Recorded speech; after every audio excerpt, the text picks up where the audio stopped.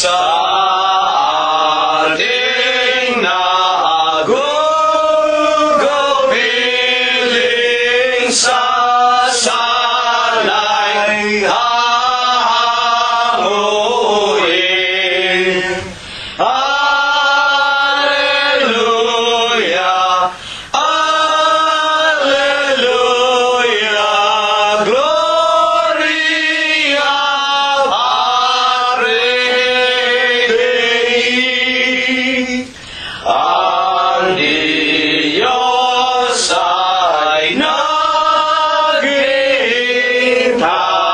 siya ay nauuhaw. Dulugin, dulugin natin, sambahin,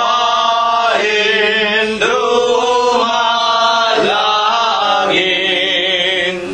Alleluia, Alleluia, Diyos nawain.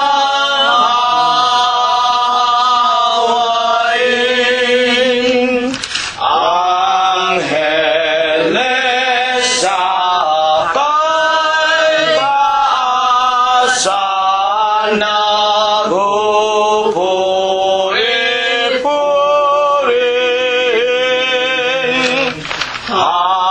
Halina mga kapatid sa templo ng amang Diyos.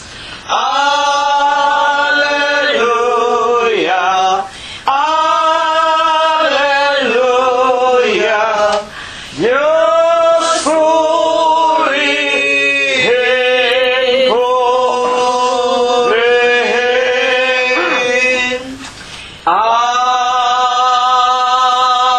Amen. Purihin ninyo ang Panginoon. Purihin ninyo ang Panginoon mula sa mga langit. Purihin ninyo ang Diyos sa kanyang mga kaitaasan. Purihin ninyo siya, ninyong lahat niyang mga anghel. Purihin ninyo siya, buo niyang mga hukbo, mga hari sa lupa at lahat ng mga bayan, mga pangulo at lahat ng mga hukom sa lupa, mga binata at gayon din ng mga dalagang, mga matatanda at lahat ng mga bata. Purihin nila ang pangalan ng Panginoon, sapagkat ang kanyang pangalang mag-isa ay nabunyi, ang kanyang kalwalatian ay nasa itaas ng lupa at ng mga langit. Purihin natin ang pangalan ng Panginoon. Magsiawit tayo sa Diyos ng mga bagong awit at ng kanyang kapurihan sa kapisanan ng mga banal, sapagkat ang Diyos ay nalulugod sa kanyang bayan. Kanyang pagagandahin ang kaligtasan ng mga maamo. Purihin natin ang pangalan ng Panginoon. Purihin natin ang Diyos sa kanyang santuaryo. Purihin natin siya sa langit ng kanyang kapangyarihan. Purihin natin ang Diyos dahil sa kanyang mga makapangyarihang gawa. Purihin natin ang Panginoon ayon sa kanyang marilag na mga kadakilaan, at purihin ng lahat ng mga bagay na may hininga. Purihin nila ang pangalan ng Panginoon. Amen. Amen. Atin na pong pasisimulang papurihan ng bunga ng ating mga labi ang ating Panginoong Hesukristo. Una po nating awitin ang bilang 114 sa atin pong mga imnaryo. Ako'y isang tupang naligaw sa landas, madilim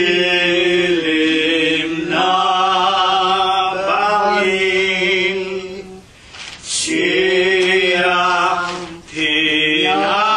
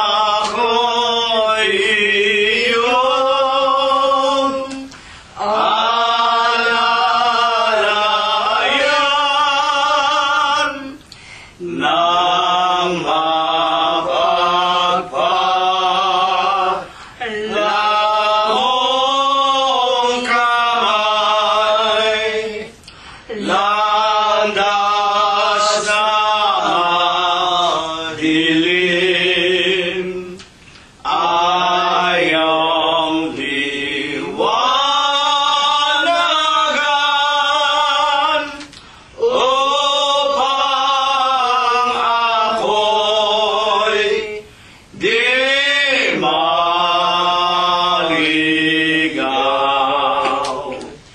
ang kalagayan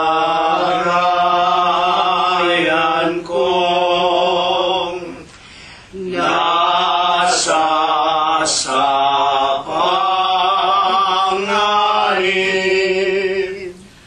Jesus, sumasambong sa langlas ihatid. Osong pidusay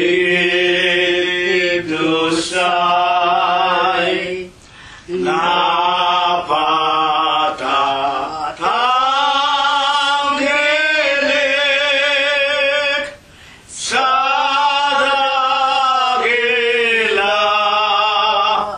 mong pag-ibig.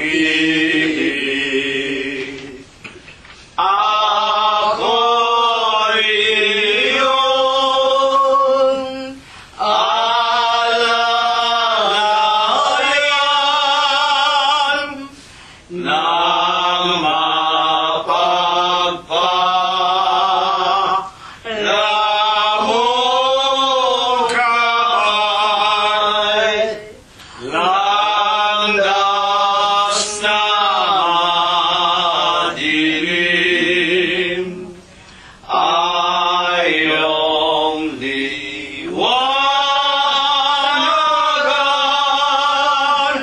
upang ako'y di maligaw sa kalagayan kong aking tinulungo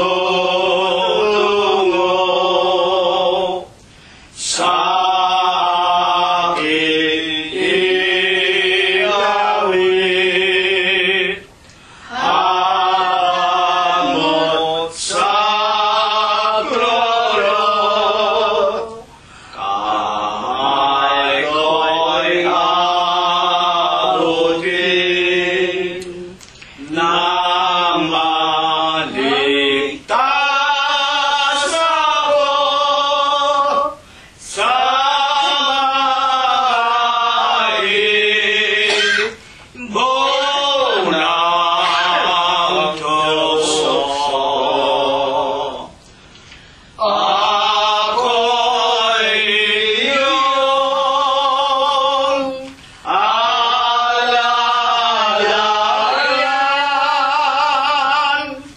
nang mapagpalamon ka ay landas na madilim. Ayong liwanagan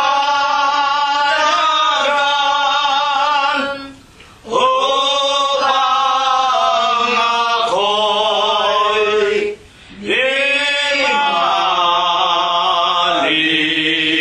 maligaw.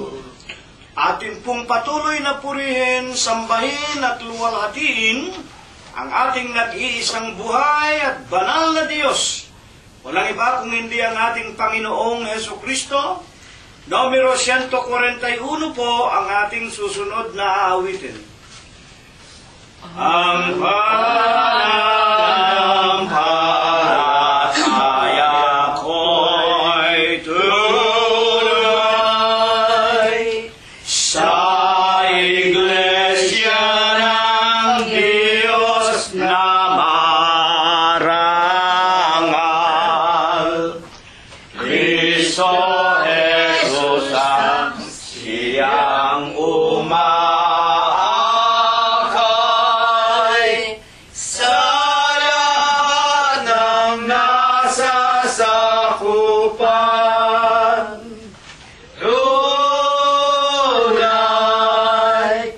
Tunay na tunay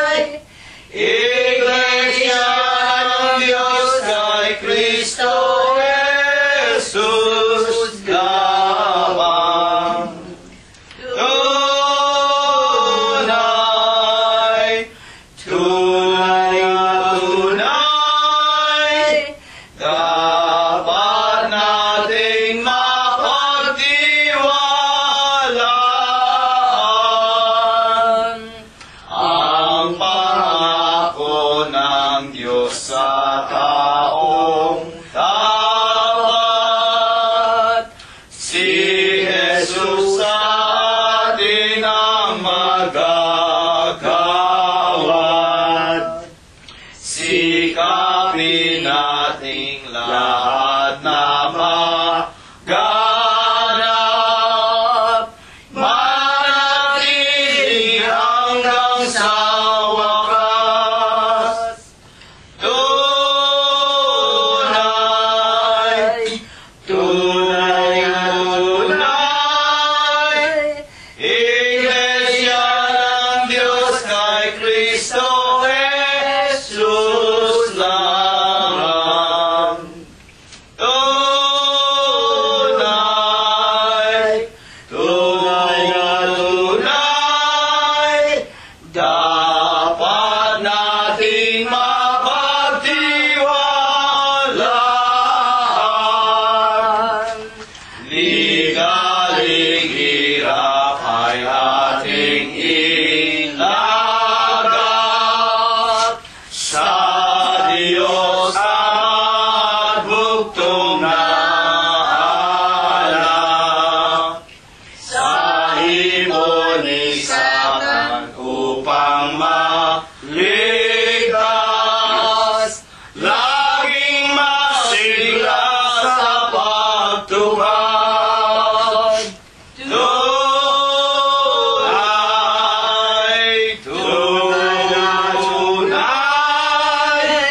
Iglesia ng Diyos kay Kristo Jesus lamang. Tunay, tunay na tunay, dapat nating mapagtiwalaan.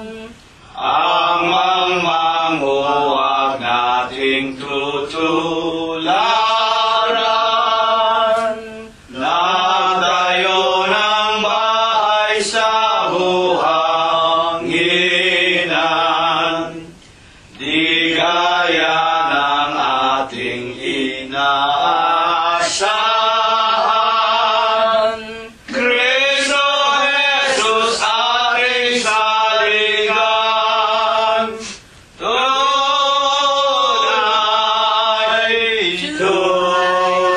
tunay, Iglesia ng Diyos kay Kristo Jesus lamang. Tunay,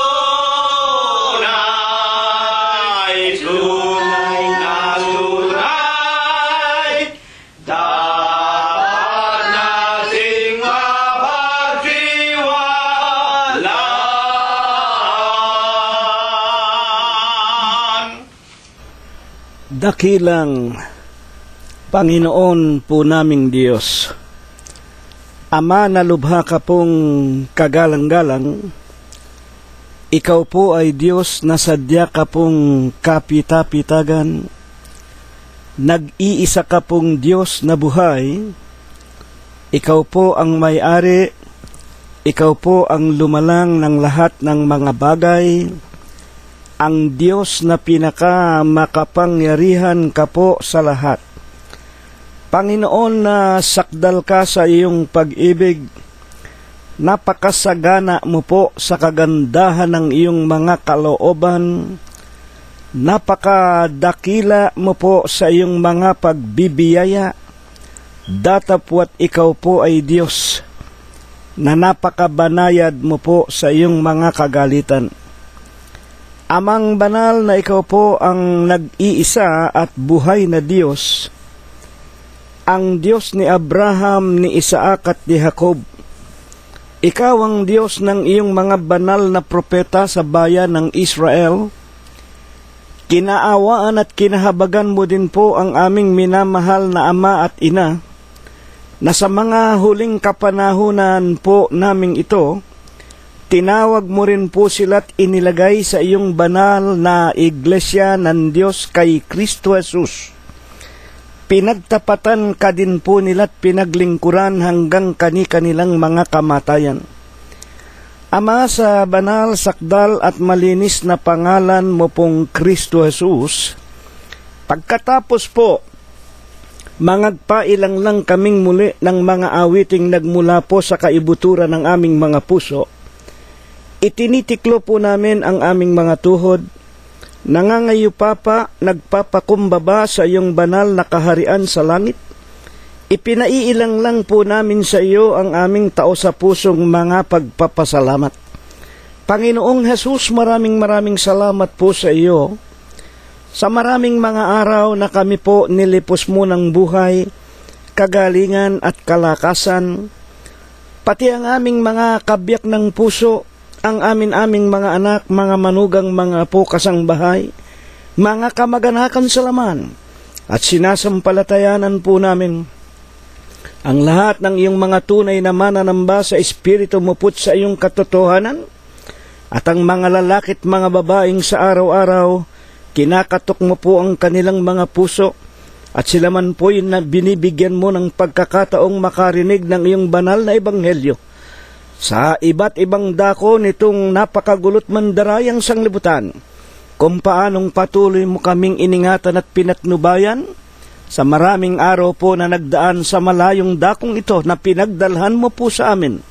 Walang saway, gayon din ang inasahan namin, ipinararanas mo rin po sa kanilang lahat sa bawat sandaling nagdaraan sa kanilang mga hiram na buhay. Amang banal, sinasamba ka po namin, pinupuri ka namin, niluluwalhati namin ang iyong kagalang-galang, ang malinis mong pangalan sa Espiritu mo po at sa iyong kagilagilalas na katotohanan. Sa banal at dakilang Huwebes po ng gabing ito, Ama, patnubayan mo po sanang muli ang iyong hamak at wala mong kakabukabuluhang alipin. Gamitin mo po sanang muli ang kanyang bibig at ang kanyang labi. Banalin mo po ang kanyang puso. Dagdagan mo po ang kanyang pananampalataya. Bigyan mo sana ng bisat kapangyarihan ang kanyang tinig. At kung kami po makarinig ng iyong mga banal at ginintuan mo pong mga aral, kaming lahat ay tubuan ng iyong mga palatuntunan. Sa buhay na ito, Panginoon, ingatan mo po sana kami ng iyong diwang banal, ang aming pagkataong labas, ang aming pagkataong loob at ang aming mga espiritu, hanggang sa dumating ka po sa ikalawa mong pagparito, kami pong lahat ay maging karapat-dapat na magsipasok sa ipinangangako mo pong buhay na walang hanggan. Amang banal, habang kami nagsisipakinig, antigin mo po ang aming mga puso. Banalin mo po ang aming mga kaluluwa. Patubuin mo po sa amin ang iyong mga banal na palatuntunan. At sana po, Panginoon naming Jesus, sa tuwing kami makikinig ng iyong mga banal na ebanghelyo, makasama ka po namin sa araw-araw. Ikaw po ang aming maging pananggalang sa lahat ng suligi ng kadiliman, at hihipuin mo po ang aming mga lupang pangangatawan. Pagalingin mo po ang sa amin, pinasasapitan mo ng karamdaman. Lutasin mo rin po sana ang aming pang-araw-araw na mga suliranin sa paghanap namin ng ikabubuhay. Ama, ang lahat po ng ito, sinasampalataya na namin, dinirinig mo po sa iyong banal na kaharian sa langit. Ito po ang iyong ibabasbas at ibebendisyon sa aming lahat, sa pangalan mong Kristo Jesus ngayon at magpakailanman. Amen. At ngayon po, mga iginagalang, mga pinagpipitaganan po namin na mga tagapakinig. Una na nga po, charity must always begins at home. Tawagin na po natin at ihanda ang ating buong sangbahayan. Huwag din po nating kalimutang kuhanin ang ating mga banal na kasulatan. At tayo pong lahat ay muling magsama-sama sa harap ng Panginoong Hesukristo. Pakinggan po natin, basahin, at atin pong pag-aralan ang mga banal na kasulatan upang dito po tayo ay kanyang kaawaan at kahabagan at nawa, buksan ng Diyos ang mata ng ating mga puso. At kung meron na po tayong mga panauhin sa loob ng ating mga tahanan, sa Huwebes po ng gabing ito, ipag-anyaya po natin at huwag nating ikakahiya ang Panginoong Hesukristo Lalo na nga po ang kanyang iglesia ng Diyos kay Kristo Jesus na kanyang banal na katawan, upang matupad ang sinasabi ng mga banal na kasulatan sa Hebreo 13:16, to do good and to communicate, forget not, for to those sacrifices the Lord is well pleased. Ang paggawa ng mabuti at ang pamamahayag, pangangaral ng Ebanghelyo, huwag nating kalilimutan sapagkat sa gayong mga hain, mga handog, ito po ang pinakapagsamba nating mga tao sa Diyos. Ang ipangaral natin sa ating kapwa ang katotohanan o ang mga aral ng Diyos. Kaya hayo na po, bago natin sila paalisin, anyayahan muna nating makinig sa loob lamang ng halos 1 oras po lamang ang atin pong paksa. Buksan na po natin ang ating mga Biblia. Una po sa Bibliang Ingles sa Luke chapter 22 and the verse is 42. King James Version, saying, Father, if thou be willing, remove this cup from me. Nevertheless, not my will, but thine be done. Sa Bibliang Tagalog na dinala sa atin ng mga Amerikano na hinalaw po nila sa original King James Version, na sinasabi, Lucas 22:42, Ama, kung ibig mo, ilayo mo sa akin ang sarong ito, gayon man huwag mangyari ang aking kalooban kung hindi ang iyo.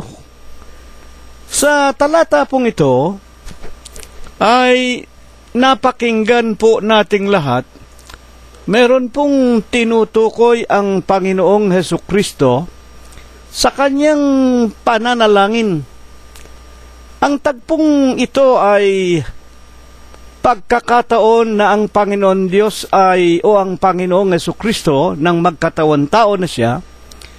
Ito po ang huling pagkakataon na makakasama niya ang mga alagad at sila nga po ay naroon sa halamanan ng sa bundok ng mga olibo, at ito ang isa sa tampok na bahagi ng kanyang pananalangin.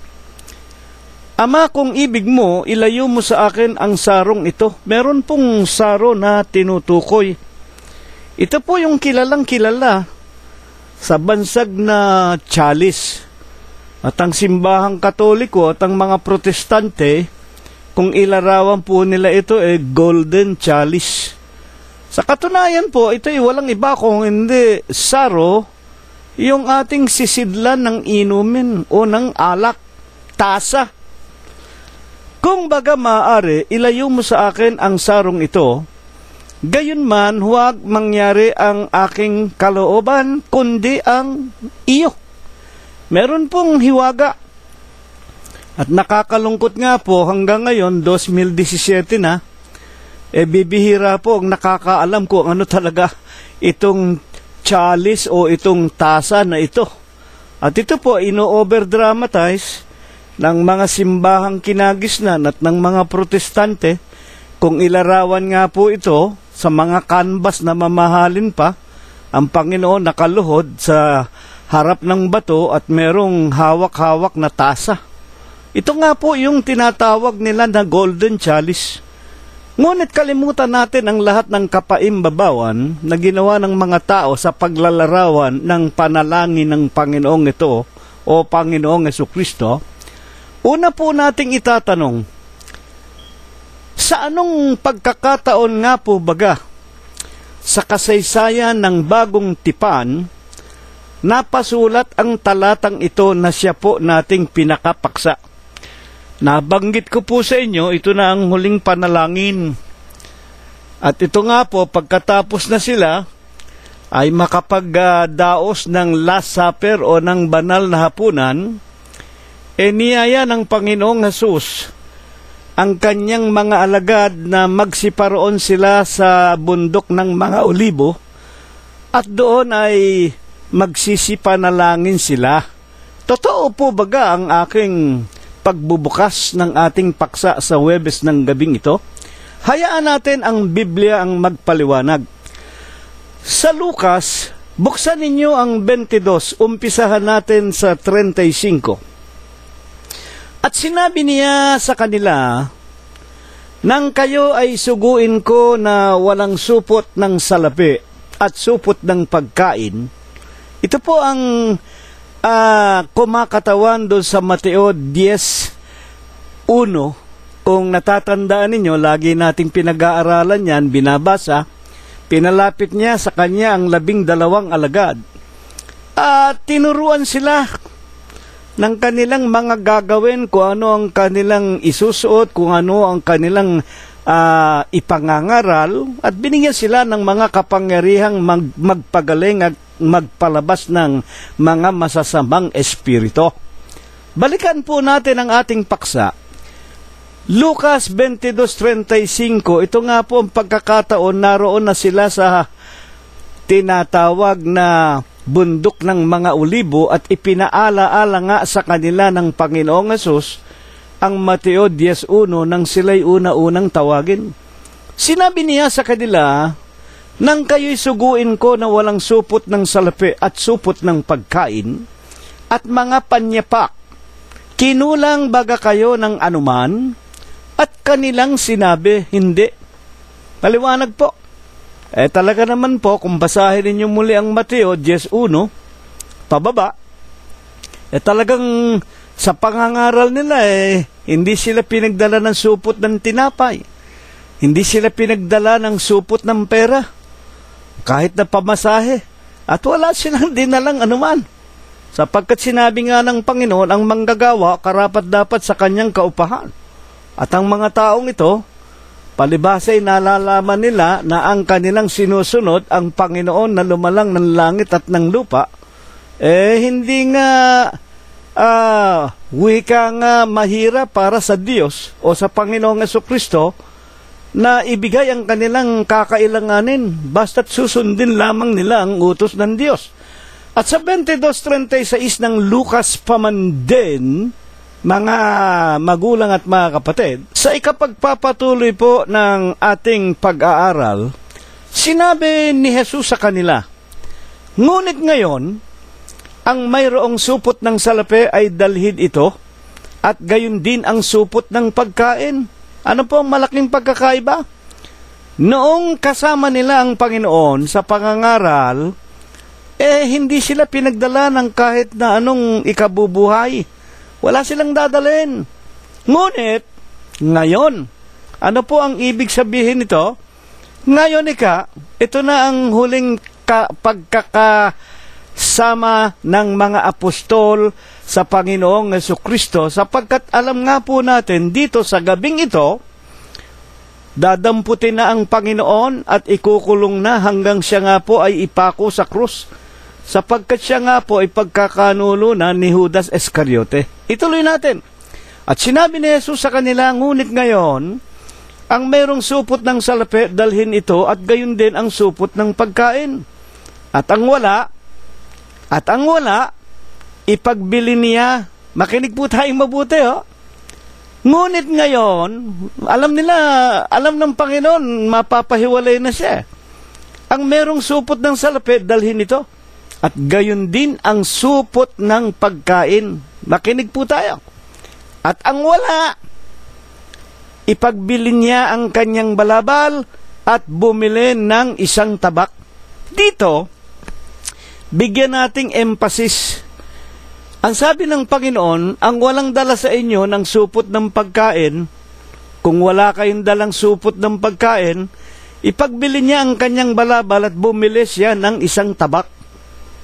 Bakit nga po ba? Saan nga po ba gagamitin ang tinatawag na tabak? Dito maraming mga pilosopo nagsasabi, ayan kapatid na Cirilo, ang Panginoong Jesucristo mismo ang nagsasabi, bumili kayo ng tabak. Ano bang ibig sabihin ng tabak?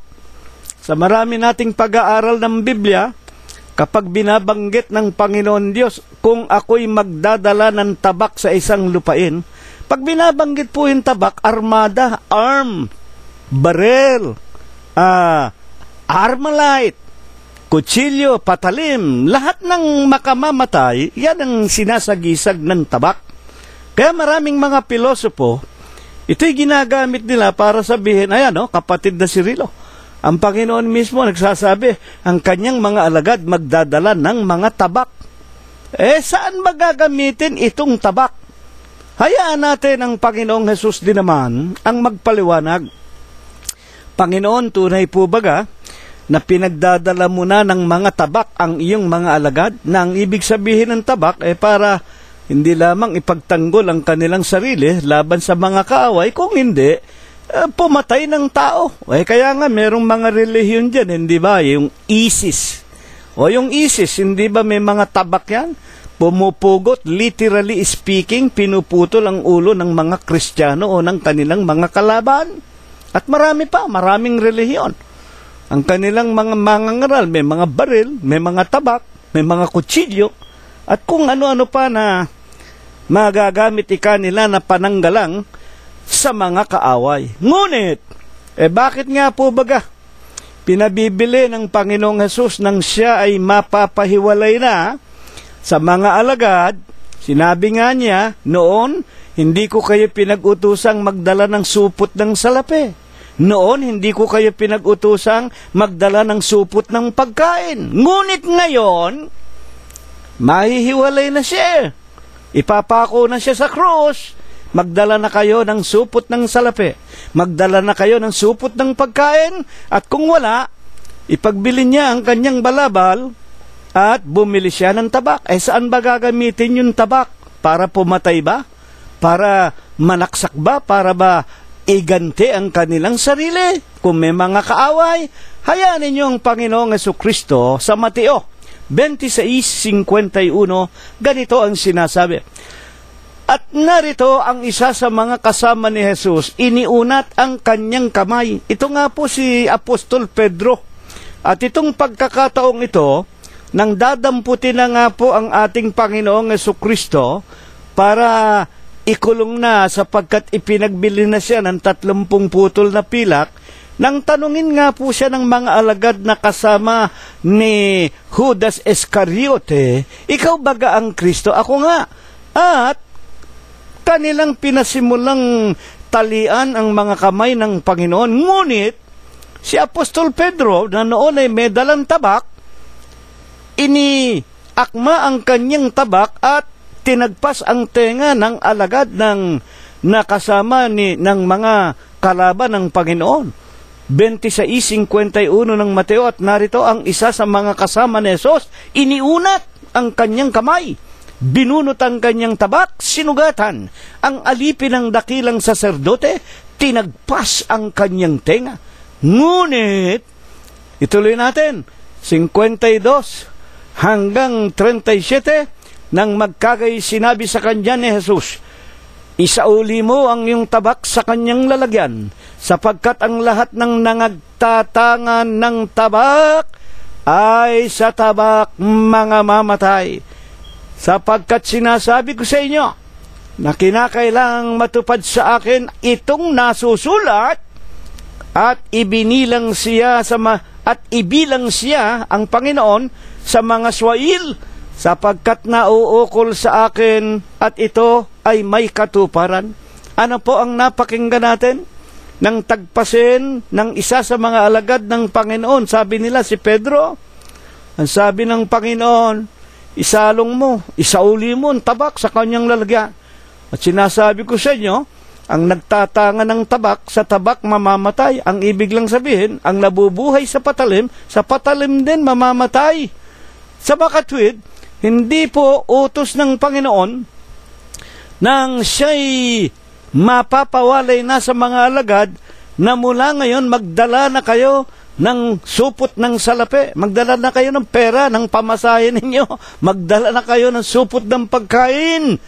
At kung wala, ipagbili niya ang kanyang balabal, bumili siya ng isang tabak. Saan ba gagamitin itong tabak? Mga kapatid, para makahanap po ng pagkain. At ang mga alagad ay pinag-uutusan ng magdala ng supot ng pagkain. At kung wala, ipagbili niya ang kanyang balabal at bumili ng tabak. Hindi para pumatay, mga kapatid, kundi para magkaroon ng pagkain. Hindi ba saan natin ginagamit ang tabak, ang kutsilyo? Di ba sa pangkaliskis ng mga isda? Hindi ba sa paghuli ng mga hayop na pwede nating kainin? Yun lang ang ibig sabihin, at hindi kailanman pinag-utusan ng Panginoong Hesus ang kanyang mga alagad ay magdala ng kanilang baril, patalim, armalite para patayin ang mga kalaban. Masama po yun. Nakalagay po yun sa 2 tapyas na bato. Kung natatandaan ninyo, huwag tayong papatay.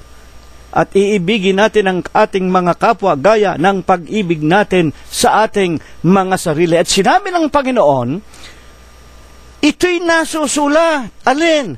Na ako ay kailangang damputin, na ako ay kailangang ibilang na isang swail, at mamamatay ako. Ang ibig lang sabihin ng Panginoon, ipapako ako sa krus, at ito'y nasusulat, at ito ay dapat na masunod.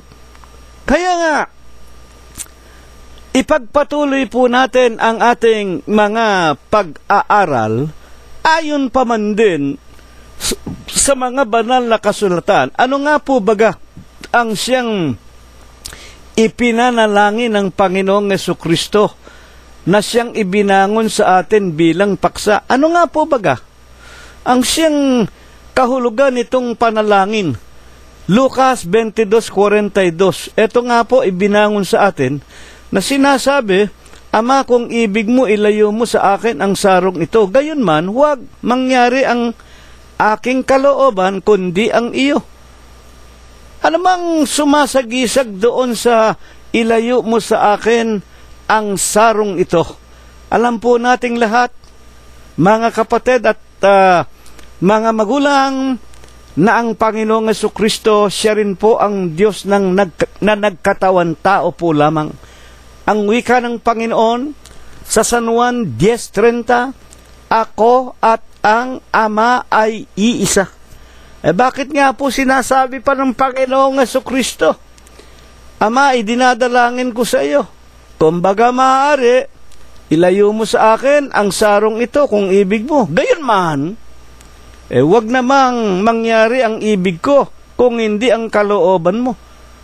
Pagkatapos sinabi ng Panginoong Jesucristo, ako at ang Ama ay iisa. At napakabigat pa ng ipaparusa sa atin kung hindi tayo sasampalataya na siya nga ang Ama. Sa San Juan din, Kapitulo 8, versikulo 24 at 27, mamamatay kayo sa inyong mga kasalanan, sapagkat malibang kayo'y sumampalataya na ako nga siya. Hindi nila naunawaan ang tinutukoy ni Jesus na siya ay tungkol sa Ama. Na kung liliwanagin, pag hindi tayo kumilala na siya rin ang Ama, patay tayo. At kung anong kamatayan sa hindi pananampalatayang siya nga ang Ama, sa impyerno, 21:8 ng Apokalipsis. At sinasabi rin ni Apostol Pablo sa Filipos 2:5-10, ng Panginoong Jesucristo, mga kapatid, hinubad niya ang kanyang pagkadiyos, nag-anyong alipin, nakitulad sa mga tao, at nasumpungan sa anyo na kalagayan na tulad nating mga tao. Mga kapatid, naging masunurin, oo, hanggang sa kanyang kamatayan sa krus. Kaya naman, nang siya nga po'y kasakasama na ng mga apostol, sa San Juan 13:15, kayo'y iniwanan ko ng halimbawa. Lahat po ng nakita ng mga apostol sa ating Panginoon, ito po ay mga halimbawa upang gawin naman ninyo sa isa't isa sa inyo. Alin nga po ang pinakadakilang halimbawa na iniwanan ng Panginoong Hesus? Sa San Juan 15:13, walang pinakadakilang pag-ibig kung hindi ito, na ibigay ng isang tao ang kanyang buhay alang-alang sa kanyang mga kaibigan. Ano bang pag-ibig na ibinigay ng Panginoon sa kanyang mga kaibigan? At sino-sino ba ang mga kaibigan ng Panginoon? Lahat ba ng mga tao ay kaibigan ng Panginoon? Hindi po. Napakaliwanag po ang sinabi ng Panginoon, kung ako'y inyong iniibig, susundin ninyo ang aking mga utos. At sa San Juan din, 12:26, kung ang sino may nagnanais na maging lingkod ko, kung iniibig ko ang Panginoong Jesucristo, susundin ko ang kanyang utos. Ano isa sa kanyang mga pinag-uutos? Kung saan ako naroroon, doon ang lingkod ko. Sa makatwid, susunod ako kung saan naroroon ang aking Panginoong Jesucristo. At ito isang halimbawa na iniwanan niya para tayo'y pumaroon sa kanyang kinaroroonan. Ano ba ang kinaroroonan ng Panginoon? Si Kristo, ulo ng katawan, sa makatwid bagay ng iglesia. Ano ba ang pangalan ng iglesia? Nagsisitulad kayo, unang Tesalonica 2:14. Sa iglesia ng Diyos, anyo 32, itinayo ng Panginoong Jesucristo sa siyudad ng Jerusalem ng Judea. Sa makatwid, ang mga umiibig kay Kristo, kaanib sa katawan ng Diyos, sa iglesia ng Diyos kay Kristo Jesus, at dito, kasama tayong magkakaroon ng tinatawag na pagkalima ng pag-ibig ng Panginoon, sapagkat walang pinakadakilang pag-ibig kung hindi ito na ibigay ng isang kaibigan ang kanyang buhay alang-alang sa kanilang mga kaligtasan. Ibinigay ng Panginoong Hesus ang kanyang sariling dugo at buhay doon sa bundok ng Kalbaryo. Hindi sa lahat ng tao, doon lang sa mga umiibig sa Kanya, doon lang sa mga sumunod sa Kanya, doon lang sa mga kaanib ng Kanyang banal na katawan o ng iglesia, na ang pangalan nga po, Iglesia ng Diyos kay Kristo Jesus. At ito nga po ang sumasagisag doon sa tinatawag na saro. Ama, kung baga maaari, Lucas 22:42, kung ibig mo, ilayo mo sa akin ang sarong ito, yung saro ng kapaitan, yung saro ng karamdaman, yung saro ng kadalamhatian, yung saro na siyang pinakaparusa, na sana sa atin ipinarusa, yung kamatayan sa krus. Sana tayong mga kriminal, masasamang tao, noong araw na wala pa tayo sa Panginoong Jesucristo, tayo sana ang nagbata ng katakot-takot na paglapastangan sa katawan ng Panginoong Hesus. Ngunit, pinasan niya ang ating mga kasalanan.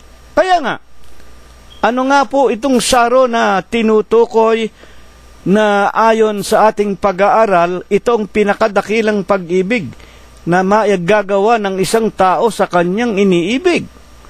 Buksan natin ang San Lucas paman din, mga kapatid, at mga magulang. Basahin natin sa Bibliang English yung Luke 22:42.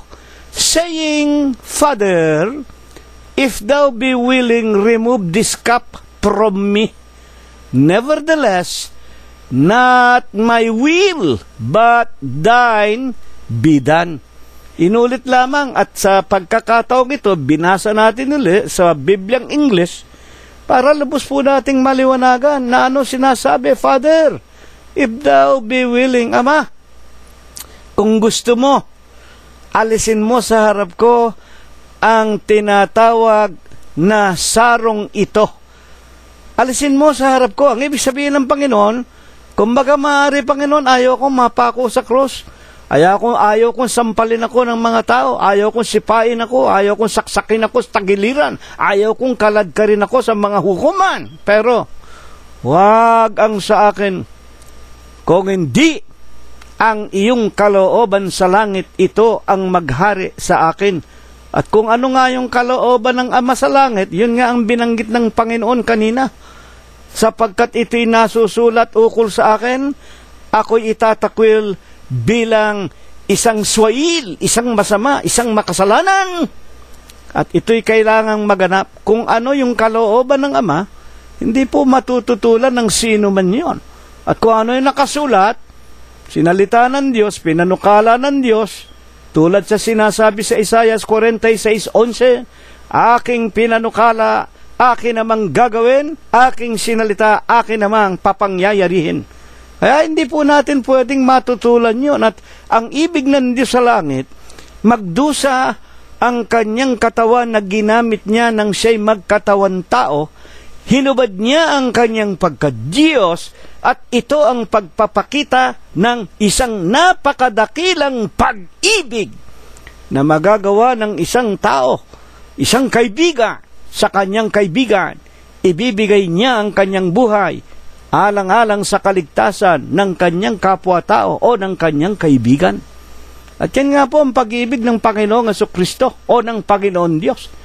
Kaya nga po ang Panginoon tinatawag na pag-ibig. God is love. Ayon sa mga banal na kasulatan, ano ang pagpapatunay na itong tinutukoy na saro, saro nga po ng paghihirap. Balikan natin ang kasaysayan ng huling hapunan, Mateo 26:27, bago sila pumaroon nga sa bundok ng mga olibo para sila ay magkasama-sama sa huling pagkakataon at ang Panginoon ay manalangin. Mateo 26:27, itong pagkakataon ng Panginoon nga po ay iinom na ng katas ng ubas.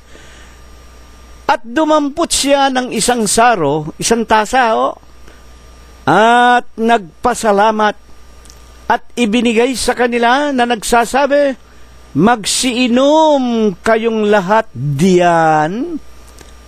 28, sapagkat ito ang aking saro ng tipan na mabubuhos dahil sa marami sa ikapagpapatawad ng mga kasalanan. Ano po ang ating napakinggan? Ito yung Holy Supper, yung banal na hapunan. Pagkatapos na sila yung mga kakainan ng tinapay, dinampot naman ng Panginoon ang isang saro, nilagyan ng katas ng ubas. At pagkatapos na makapagpasalamat, binahagi sa mga alagad na sinasabi, magsiinom kayong lahat diyan, sapagkat ito ang aking dugo ng tipan. Kaya meron tinatawag na New Testament in the blood of Christ. Ito po yung bagong tipan. Kung ano po ang kaugnayan nito sa lumang tipan, yung unang tipan sa mga tinatawag na mga Hudyo, ang kanila pong pinakapantubos yung dugo ng mga hayop. Kaya nga po ng kapanahunan ng mga Israelita, ang dugo ng mga hayop, ito ang ipinangwiwisik sa mga Israelita kapag ang mga Levita ay nagdaraos ng kanilang mga pagsamba sa Diyos. Dugo ng hayop ang panglinis sa mga unang mga anak ng Diyos. Ngunit, nang dumating na nga po ang pagkakatawan tao, kaya nga nagkatawan tao ano ba ang Diyos? San Juan 4:24, ang Diyos ay espiritu, walang laman at walang buto. Kung walang laman at walang buto, paano magkakaroon ng dugo na ipanglilinis ng mga kasalanan nating mga lingkod ng Diyos? Kaya nga po, hinubad niya ang kanyang pagka-Diyos, Pilipos 2:5-10, para nga po magkaroon ng dugo at ng katawan na ipapako sa cross, parang sino mang sa kanya'y sumampalataya at nabinyagan sa pangalan ng Ama, Anak at Espiritu Santo, masakop ng kanyang sariling dugo, mabanal at malinis sa kanilang mga kasalanan. Kaya naman, ang wika ng Santong Sulat sa Aklat ng Mga Gawa, Kapitulo 20, versikulo 28 ng Aklat ng Mga Gawa, pakainin ninyo ang Iglesia ng Diyos na binayaran niya ng kanyang sariling dugo. Kaya ito nga po, ang bagong tipan sa dugo ng Panginoon, yung kanyang sariling dugo.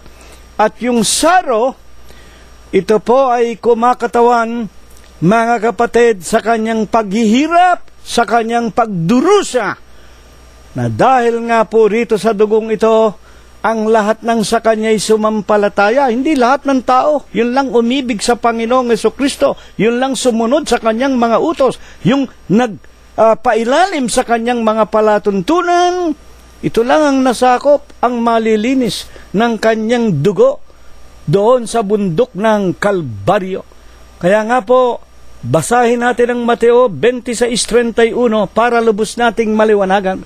Nang magkagay sinabi sa kanila ni Jesus, kayong lahat ay mangagdaramdam sa akin sa gabing ito. Ito na yung huling hapunan Sapagkat nasusulat, sasaktan ko ang pastor, mangangalat ang mga tupa. Ito nga po ang ibig sabihin ng saro.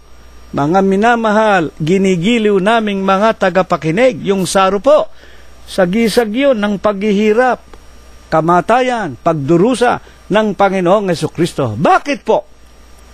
Ang talatang ito ibinangon sa atin ng Diyos sa Huwebes po ng gabing ito. 5:20 ng San Juan, alalahanin ninyo ang salitang sa inyo'y aking sinabi, ang alipin ay hindi dakila kaysa sa kanyang Panginoon. Kung ako'y kanilang pinag-usig, ayan, kung ako'y kanilang ipinako sa cross, gayon din naman, kanilang uusigin din kayo. Pati tayong mga alagad magdaranas ng saro na ininom ng ating Panginoong Jesucristo.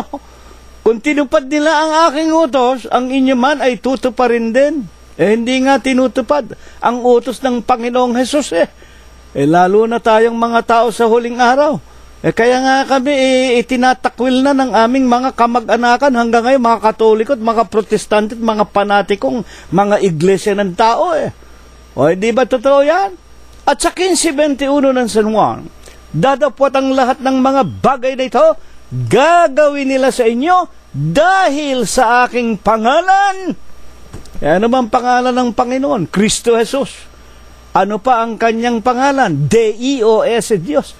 Kaya nga tayo kinapitan ng pangalang Iglesia ng Diyos kay Kristo Jesus.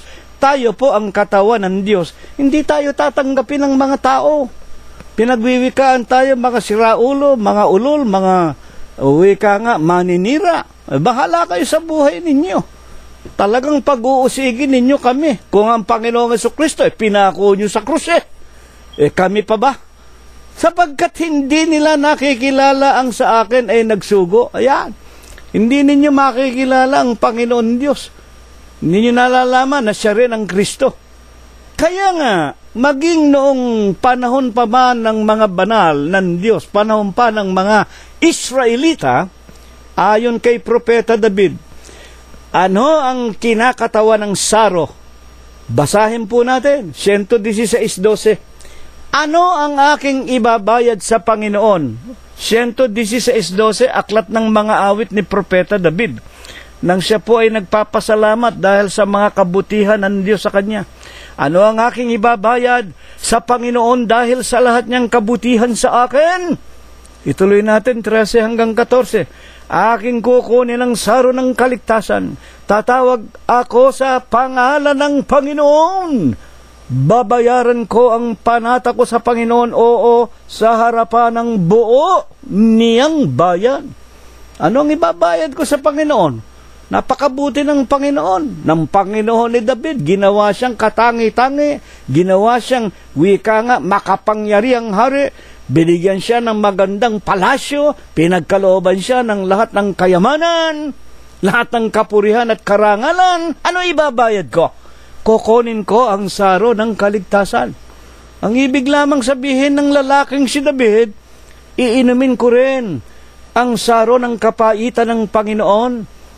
Alam ni Propeta David, kahit nang hindi pa nagkakatawan tao ang Kristo, ang Panginoon Diyos, mga kapatid, merong saro na iinumin. Yun nga, ang saro ng kaligtasan, na kung liliwanagin lamang, daranas din si David ng maraming mga pagsubok, maraming tukso, maraming kabiguan. Ngunit, tatawag siya sa pangalan ng Panginoon at babayaran niya ang mga panata niya sa Panginoon sa harap ng buo niyang bayan, sa makatwidbaga, sa bahay na Israel, na siyang katawan ng Diyos ng panahong yon. At hanggang sa mga apostol at sa mga unang alagad ng Panginoong Jesucristo, Tinan ninyo ang sinasabi kung ano ang mga naganap sa mga unang membro ng Iglesia ng Diyos kay Kristo Jesus. Hebreo 11:36, ang iba'y nagkaroon ng pagsubok sa pagkalibak at paghahampas bukod dito sa mga tanikala at bilangguan. 37 hanggang 40, sila'y pinagbabato, pinaglalagari, pinagtutukso, pinagpapatay sa tabak. Sila'y nagsilakad ng parot-parito na may balat ng mga tupat, mga kambing, na mga salat, na pipighat at tinatampalasan, na sa mga yaon ay hindi karapat dapat ang sanglibutan, na nangaliligaw sa ilang at sa mga kabundukan, sa mga yungib, sa mga lungga ng lupa. Ang lahat ng mga ito, ang mga unang banal, nang sila'y mapatotohanan na dahil sa kanilang pananampalataya, hindi kinamta ng pangako, sapagkat una silang nangamatay. Ipinaghanda ng Diyos na lalong mabuting bagay tungkol sa atin upang sila'y huwag maging sakdal ng bukod sa atin. Sila, na mga unang nangamatay, at tayo, pare-pareho lang ang tatanggapin natin sa Panginoon nang dahil nga sa pag-uusig na kanilang nilasap hanggang kamatayan at maging sa atin sa huling araw na ito. Kaya nga, bilang mga huling katanungan, ano ang mga katunayan na ang mga lingkod ng Panginoon ay hindi hihigit sa mga unang mga banal? 8:1, at si Saulo ay sumang-ayon sa kanyang pagkamatay. Tinutukoy po rito ang lalaking si Pablo, ang ilaw sa kahintilan, nang siya po'y si Saulo pa, siya po ang unang mang-uusig at ang una niyang inusig, Iglesia ng Diyos kay Kristo Jesus. At ang unang sinaksihan niya sa pagpatay ay ang lalaking si Esteban. 8:1, si Saulo'y sumang-ayon sa kanyang pagkamatay, at ng araw na iyo'y nangyari ang isang malaking pag-uusig laban sa Iglesia na nasa Jerusalem. At silang lahat nagsipangalat sa lahat ng dako ng Hudea at Samaria maliban na sa mga apostol. Ito nga po, humigit kumulang anyo 34, nang ang Panginoong Jesucristo'y naroon na sa sangkalangitan at bumalik na sa kanyang kaharian. Pinag-usig na po ang Iglesia ng Diyos kay Kristo Jesus, at ang unang umusig ang lalaking si Pablo, ang unang naging biktima ang diakono na si Esteban. Anong katunayan? Na ang Iglesia ng Diyos, isa lang ang Iglesia, tandaan ninyo, na itinayo sa siyudad ng Jerusalem ng Hudea, Iglesia ng Diyos kay Kristo Jesus. Paano pinatunayan ni Pablo na ito lang ang kanyang pinag-usig at wala ng ibang iglesia? 22:4, aklat ng magagawa, aking pinag-usig ang daang ito hanggang sa mamatay. Tinatalian at ipinapasok sa mga bilangguan ng mga lalaki at mga babae. Galatia 1:13, inyong nabalitaan ang pamumuhay ko ng nakaraang panahon sa relihiyon ng mga Hudyo, kung paanong malabis kong inuusig, nililipol ang Iglesia ng Diyos. Amen! Ito po, isa lang ang Iglesia itinayo. Ito po ang katawan ni Kristo. At sa Iglesia ng Diyos natutupad yung sagisag ng saro ng kaligtasan. Kumbaga maaari, Panginoon, lumampas sa akin ang sarong ito, huwag kong inumin, pero huwag ang sa akin. Kung hindi, mga kapatid, ang wika ng Panginoon, mangyari ang kalooban mo. Kaya nga maging sa pananalangin, magsipanalangin nga kayo ng ganito, Ama, dumating ang kaharian mo, sundin ang kalooban mo kung paano sa langit, ito ang maghari sa amin. Kaya nga kung ano ang kalooban ng Panginoon sa langit, ano ang ipinakikilala ng santong sulat tungkol sa ating inabutan ng mga huling kapanahunan, mga kapatid at mga magulang. Hayaan ninyo si Apostol Pablo ang magpaliwanag, 2 Timoteo 3:12. Oo, at lahat na ibig mabuhay na may kabanalan kay Kristo Jesus, mangagbabata ng pag-uusig. At sa 2 Tesalonica 1:3, kami nararapat mga kapatid na mga pasalamat na lagi sa Diyos dahil sa inyo, gaya ng marapat dahil sa ang inyong pananampalataya'y lumalaking lubha at ang pag-ibig ng bawat isa sa iba't iba sa inyong lahat ay sumasagana.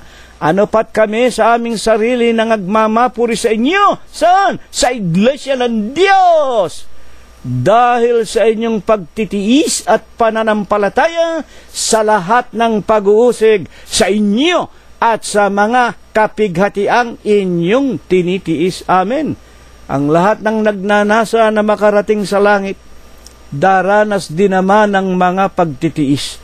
At ayon kay Apostol Pablo, mga kapatid, 1:5 ng 2 Tesalonica, ang mga pag-uusig na ito, isang tanda na hayag ng matuwid na paghuhukom ng Diyos, upang kayo'y ariing karapat dapat sa kaharian ng Diyos, na dahil dito'y nagbabata rin naman kayo. Salamat sa Panginoong Jesucristo na tayo'y ibinibilang niya sa kanyang mga hirap.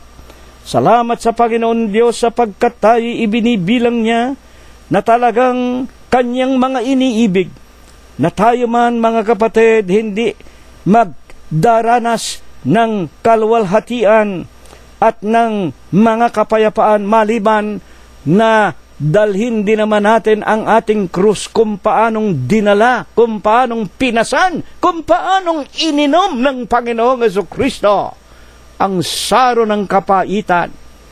Gayon din naman tayong lahat sa Iglesia ng Diyos kay Kristo Jesus magdaranas ng mga kapighatian, tulad ng sinasabi ni Apostol Pablo, ang mabuhay ay si Kristo. Mabubuhay tayo sa lahat ng pagtitiis. Mabubuhay tayo sa lahat ng pagpipigil. Mabubuhay tayo sa lahat ng gawang kabanalan, kahit na inaapi, sinasampal, niluluran. Kahit na ipapatay tayo, ipapako tayo sa cross. Ang mabuhay ay si Kristo, ang mamatay ay pakinabang. Ito nawa ang siyang ipagpala. Ito nawa ang siyang ibasbas. Ibendisyon sa atin ng Panginoong Jesucristo sa anumang paraan. Hindi tayo hihigit sa Kanya.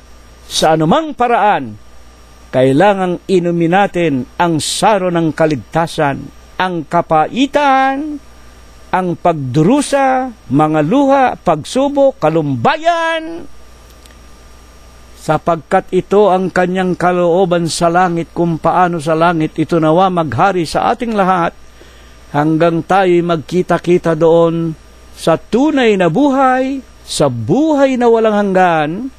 Ito nawa ang ipagpala, ibasbas at ibendisyon sa atin ng Diyos magmula ngayon, magpakai kailanman. Amen.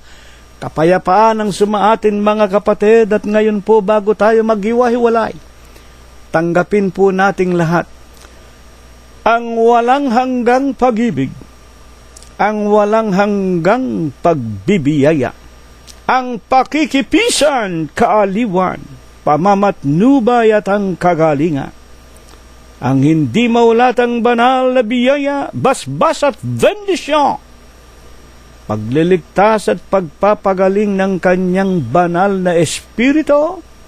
Ito nawa ang muli niyang ipagkaloob sa ating lahat, sa ating mga magkakapatid, sa ating mga mag-aanak, sa lahat ng ating mga kaibigan, sa loob at labas ng ating mga dampang tahanan, hanggang sa ating ginagawang paglalakbay sa araw-araw sa paghanap ng ating ikabubuhay, sa buong kalaganapan ng Iglesia ng Diyos kay Kristo Jesus, magmula ngayon, magpakai kailanman. Amen. Kapayapaan po ang sumaatin, mga kapatid, hanggang sa darating na linggo po, kung tayo po ay binubuhay pa. Maraming salamat po sa inyong lahat.